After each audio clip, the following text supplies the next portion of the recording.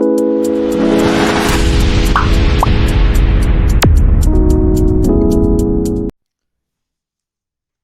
Everyone, welcome back to the channel. So guys, आज हम बात करेंगे मैट्रिक्स के जो टाइप्स हम कर रहे हैं उसके थर्ड पार्ट में। ठीक है, तो ऑलरेडी हमने 2 पार्ट कर लिए हैं, तो this is a third part. Matrix के टाइप बहुत सारे होते हैं, इसलिए उनको सबको कवर करना बहुत ज़रूरी है, तो इसलिए थर्ड पार्ट बनाना पड़ रहा है। ठीक है, ओके। देखो, अभी तक हमने क्या क्या देख लिया है टाइप ऑफ मैट्रिक्स में। पहले पार्ट और दूसरे पार्ट में क्या क्या देख लिया है हमने। देख लिया कॉलम मैट्रिक्स क्या होता है, रो मैट्रिक्स क्या होता है, रेक्टेंगुलर मैट्रिक्स हमने देख लिया, स्क्वायर मैट्रिक्स हमने देख लिया, स्क्वायर मैट्रिक्स के टाइप देख लिए तीनों चारों। ठीक है, diagonal matrix, unit identity matrix, null matrix, triangle matrix जो कि upper triangle lower triangle matrix होती है, स्केलर मैट्रिक्स देख लिया हमने, और ये 2 प्रॉपर्टीज भी देख ली थी, ट्रांसपोज ऑफ मैट्रिक्स और कॉन्जुगेट। ठीक है, ओके। तो हमने अभी तक इतना देख चुके हैं, और आज हम देखेंगे इस वीडियो में रियल मैट्रिक्स। ठीक है, देखो रियल मैट्रिक्स क्या होती है। रियल मैट्रिक्स का मतलब है जिसके अंदर जो एलिमेंट्स होंगे वो रियल टाइप के होंगे। मतलब कोई भी ऐसा एलिमेंट नहीं होगा जो इमेजिनरी टाइप का होगा। जैसे आई वाला कोई भी एलिमेंट उसके अंदर नहीं होगा, सारे रियल एलिमेंट्स मैट्रिक्स के अंदर होंगे। ठीक है, तो रियल मैट्रिक्स में 3 टाइप होते हैं, सिमेट्रिक मैट्रिक्स, स्क्यूसिमेट्रिक मैट्रिक्स और ऑर्थोगोनल मैट्रिक्स। ठीक है, तो इन्हीं तीनों को इस वीडियो में कवर करेंगे। ठीक है, ओके। तो पहला होगा सिमेट्रिक मैट्रिक्स। सिमेट्रिक मैट्रिक्स का मतलब क्या है, अगर देखो पहला मैं सिमेट्रिक मैट्रिक्स का मतलब क्या होगा, A equal to A transpose, ये कंडीशन सेटिस्फाई करनी चाहिए फॉर सिमेट्रिक मैट्रिक्स। अगर तुम्हारे पास कोई मैट्रिक्स है, सपोज फॉर एग्जांपल से बताता हूँ मैं आपको, A मैट्रिक्स है, इसके अंदर है 1 2 2 0, तो मुझे चेक करना है कि ये मैट्रिक्स इसकी सिमेट्रिक है या नहीं है। तो मुझे क्या करना पड़ेगा इस कंडीशन के लिए, A ट्रांसपोज करना पड़ेगा पहले इसका। A ट्रांसपोज आपको पता है क्या होता है, फर्स्ट रो को फर्स्ट कॉलम कन्वर्ट कर देंगे और सेकंड रो को सेकंड कॉलम कन्वर्ट कर देंगे। ठीक है, तो A ट्रांसपोज मैं कैसे निकालता हूँ, देखो 1 2 1 2 2 0 2 0, तो ये ट्रांसपोज हो गया। अब ये देखना है हमें ये मैट्रिक्स और ये मैट्रिक्स सेम है, तो हम कहेंगे इसकी सिमेट्रिक है, वो सिमेट्रिक है, सॉरी। ठीक है, तो ये दोनों सेम मैट्रिक्स हैं। यहाँ पर A equal to A transpose, A equal to A transpose क्या है, कंडीशन सेटिस्फाई हो रही है। तो इसका मतलब जो हमारी मैट्रिक्स है A matrix, this is a symmetrical matrix, symmetric matrix. ठीक है, तो A क्या है, हमारी सिमेट्रिक मैट्रिक्स है। ठीक है, तो आपको सिमेट्रिक मैट्रिक्स पता चल गया। अगर आपके पास, चलो ये तो छोटी मैट्रिक्स हो गई, सपोज करो मैंने आपको बहुत बड़ी ऑर्डर की मैट्रिक्स दे दी 4x4 5x5, तो आप क्या करोगे, उसको सिर्फ ट्रांसपोज करने में टाइम लगाओगे, ये सब चीज़ होगी। तो मैं आपको तरीका बताता हूँ इसको बहुत जल्दी देखने का, सॉल्व करने का। समझो मेरे पास एक मैट्रिक्स है 3x3 की, 1 2 3 2 0 4 3 4 5। तो मुझे क्या करना होगा, आपको सीधा इसमें जो प्रिंसिपल डायगोनल एलिमेंट है, ये प्रिंसिपल डायगोनल, इनके करस्पॉन्डिंग एलिमेंट देखने पड़ेंगे। जैसे इसके करस्पॉन्डिंग 2, ये भी 2 है, ये क्या है 3 है, ये भी 3 है, ये क्या है 4, ये भी 4 है। अगर करस्पॉन्डिंग एलिमेंट सेम है मैट्रिक्स के, किसके corresponding, principal diagonal element, principal diagonal के करस्पॉन्डिंग एलिमेंट 2 और 2 यहाँ पर सेम है, 3 और 3 सेम है, अगर सेम है तो मैं कहूँगा A इजकल टू क्या है, A सिमेट्रिक मैट्रिक्स है। ठीक है, A क्या है, सिमेट्रिक मैट्रिक्स है। तो आपको सिमेट्रिक मैट्रिक्स पता चल गया, कंडीशन भी पता चल गई, जो तरीका है ऑफिशियल, और आपको एक ट्रिक भी पता चल गई कैसे चेक कर सकते हैं कि हमारी मैट्रिक्स सिमेट्रिक मैट्रिक्स है या नहीं है। ठीक है, ओके। तो अब मैं देखूँगा इसकी सिमेट्रिक मैट्रिक्स। ठीक है, जो सेकंड वन है हमारी, वो है इसकी सिमेट्रिक मैट्रिक्स। इसकी सिमेट्रिक मैट्रिक्स का भी कंडीशन क्या होता है, A equal to minus A transpose. ठीक है, मतलब इसमें माइनस कॉमन ले लेंगे बाहर, तो हमारा अगर ये मतलब ट्रांसपोज लेने के बाद और माइनस ट्रांसपोज लेने के बाद हमारे पास A मैट्रिक्स आई निकल के, तो हम कहेंगे कि जो मैट्रिक्स A है वो इसकी सिमेट्रिक मैट्रिक्स है। चलो आपको एग्जांपल से बताता हूँ। एक मेरे पास एक मैट्रिक्स है B 0 -2, 2 और 4। और मुझे देखना है कि ये मैट्रिक्स इसकी सिमेट्रिक है या नहीं है। तो मुझे क्या करना पड़ेगा, पहले इसका ट्रांसपोज लेना पड़ेगा। ले लेते हैं ट्रांसपोज, 0, -2, 2 और 4।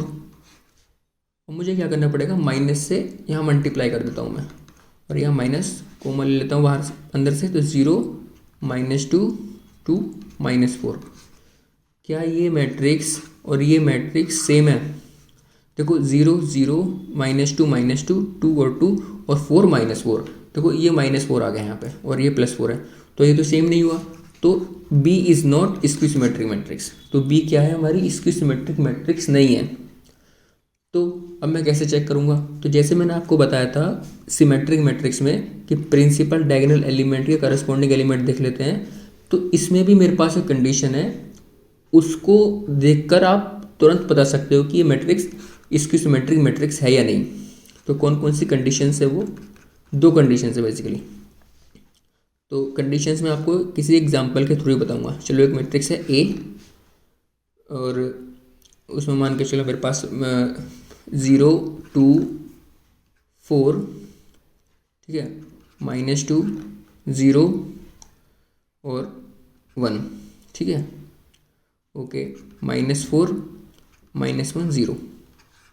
तो मेरे पास 2 कंडीशंस होती हैं। जो पहली कंडीशन ये है कि जो प्रिंसिपल डायगोनल एलिमेंट हैं उसके करस्पॉन्डिंग एलिमेंट क्या होने चाहिए, अपोजिट साइन के होने चाहिए और सेम होने चाहिए, ठीक है।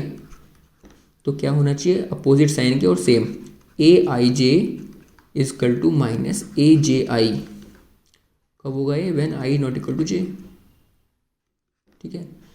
तो क्या होना चाहिए, प्रिंसिपल डायगोनल एलिमेंट के करस्पॉन्डिंग एलिमेंट सेम और अपोजिट साइन के होने चाहिए। और जो दूसरी कंडीशन है वो ये है कि प्रिंसिपल डायगोनल एलिमेंट क्या हो गए, वो 0 होंगे। देखो ये सारे 0 हैं, 0, 0, 0, 0, 0, 0, और उनके जो करस्पॉन्डिंग एलिमेंट हैं वो माइनस अपोजिट साइन के हैं, -2 + 2, -4 + 4, -1 + 1, ठीक है। तो अगर ये दोनों कंडीशन सेटिस्फाई करती हैं तो मैं कहूँगा कि हमारी जो मैट्रिक्स A है वो क्या है, स्क्यू सिमेट्रिक्स है, स्क्यू सिमेट्रिक मैट्रिक्स है, ठीक है। तो आपको पता चल गया स्क्यू सिमेट्रिक मैट्रिक्स क्या होती है, आपको पता चल गया सिमेट्रिक मैट्रिक्स क्या होती है, ठीक है। सिमेट्रिक मैट्रिक्स और दोनों आपको पता चल गए। तो थर्ड आती है ऑर्थोगोनल मैट्रिक्स। ऑर्थोगोनल मैट्रिक्स में क्या होता है, इसकी कंडीशन ये है A × A ट्रांसपोज अगर आपको मल्टीप्लाई करेंगे तो क्या मिलना चाहिए, आइडेंटिटी मैट्रिक्स मिलनी चाहिए, जो यूनिट मैट्रिक्स है वो मिलनी चाहिए, ठीक है। मतलब मेरे पास कोई मैट्रिक्स होगी, उसको हम ट्रांसपोज करेंगे तो दोनों का मल्टीप्लाई करने के बाद क्या मिलना चाहिए, आइडेंटिटी मैट्रिक्स मिलना चाहिए। तो ये हो गया तुम्हारा, हम कहेंगे तब A इज ऑर्थोगोनल मैट्रिक्स। तो तब हमारी A क्या होगा, ऑर्थोगोनल मैट्रिक्स होगी, ठीक है। और भी इसकी प्रॉपर्टीज़ हैं ऑर्थोगोनल की, जैसे सपोज करो आपको पता होगा कि एक मैं इसका चलो डिटर्मिनेंट ले लेता हूँ दोनों तरफ, A × A ट्रांसपोज का डिटर्मिनेंट और I का डिटर्मिनेंट। आपने कल लास्ट वीडियो में देखा था कि आइडेंटिटी मैट्रिक्स का जो डिटर्मिनेंट होता है वो क्या होता है, 1 होता है इसका। तो A ट्रांसपोज क्या हो गया, 1 हो गया। और एक प्रॉपर्टी होती है x × y का डिटर्मिनेंट लिखते हैं तब हम x का डिटर्मिनेंट × y का डिटर्मिनेंट, ठीक है। तो इसको भी क्या लिखेंगे, A का डिटर्मिनेंट और A ट्रांसपोज का डिटर्मिनेंट इक्वल टू 1, ठीक है। और हमेशा क्या होता है, ट्रांसपोज वाला और जो सेम वाली मैट्रिक्स है, मतलब A का डिटर्मिनेंट क्या होगा, A ट्रांसपोज का डिटर्मिनेंट ये बराबर होता है हमेशा। एक आपको ये पता होना चाहिए, आपको ये पता होना चाहिए, ये होता ही है, ठीक है। तो इसका मतलब क्या हो गया यहाँ पे, A का स्क्वायर इक्वल टू 1, ठीक है, ये पता चल गया, A का स्क्वायर इक्वल टू 1। तो A क्या हो गया, डिटर्मिनेंट A +-1। तो यहाँ से हमारे पास एक बहुत बढ़िया कंक्लूजन आया है, ज़रा ध्यान से सुनना आपके पास।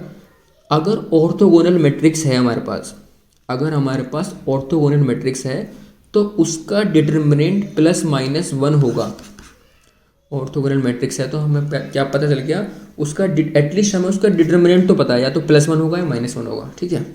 लेकिन उल्टा नहीं कह सकते हम। जैसे मान के चलो किसी मैट्रिक्स का डिटर्मिनेंट -1 आ गया, तो ये नहीं कह सकते कि वो मैट्रिक्स ऑर्थोगोनल है, ऐसे नहीं हो सकता। वो हो भी सकती है, नहीं भी हो सकती है, लेकिन हमारे पास हमें पता है कि मैट्रिक्स ए ऑर्थोगोनल है तो उसका डिटर्मिनेंट +-1 होगा, या +1 होगा या -1 होगा, ठीक है। तो आपको पता चल गया ऑर्थोगोनल मैट्रिक्स क्या होती है। ए इंटू ए ट्रांसपोज करने के बाद अगर आइडेंटिटी मैट्रिक्स मिलती है हमें, तो हम कहेंगे कि A is the orthogonal matrix, ठीक है। और एक और पता चल गई आपको प्रॉपर्टीज़ की, अगर ऑर्थोगोनल मैट्रिक्स है हमारे पास तो उसका डिटर्मिनेंट +या -1 आएगा, ठीक है।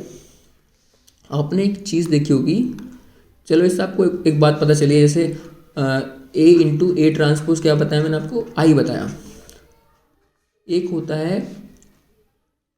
A into A inverse equal to I, ठीक है, या आगे पढ़ेंगे हम, लेकिन ये भी प्रॉपर्टी होती है, अगर ए को ए इनवर्स से मल्टीप्लाई करोगे तो आई आएगा, ठीक है, आई आएगा। जैसे अभी हमने दो चीज़ देखी है पीछे, चलो ये दिखा देता हूँ। एक्स और वाई का डिटरमिनेंट लिखोगे तो इसको इंडिविजुअल लिख सकते हो, ठीक है।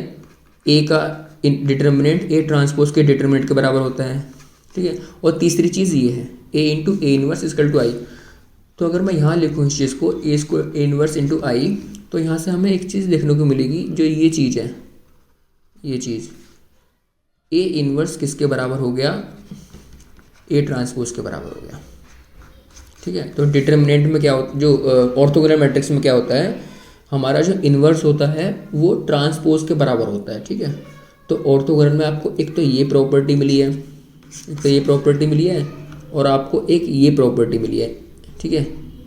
कौन सी वाली, ये वाली, कि ऑर्थोगोनल है तो हमारा +-1 उसका डिटर्मिनेंट होगा, और आपको ऑर्थोगोनल पता चल गया मैट्रिक्स कौन सी होती है, ठीक है।